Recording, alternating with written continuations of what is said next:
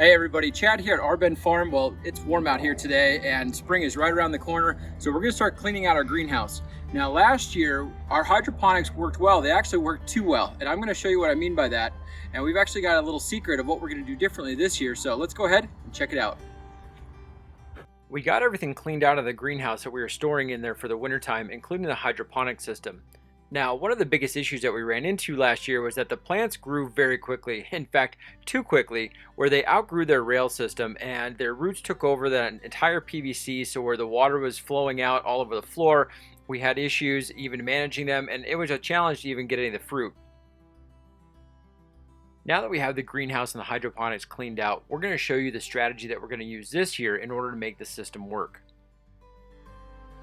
We used this rail system with PVCs that it worked really well during the starts, but what we found was that it quickly outgrew itself, and what I mean by that is that the root systems grew into the tubes and clogged up the waterways. So we were using cups like this, which worked great when they would sit in there, but then they started to grow like this, and even root systems like that we pulled out.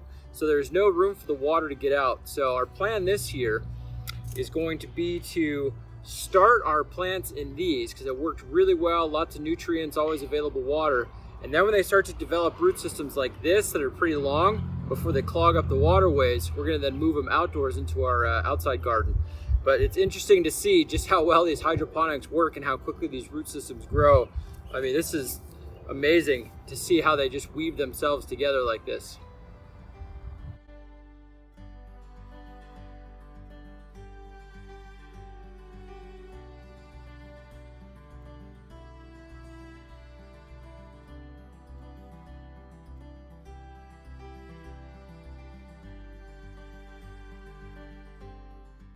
We're going to finish cleaning this out and putting it back together, and in the next video we'll show you the completed setup.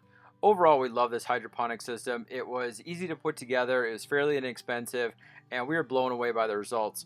The seeds started really quickly and the plants grew very healthy.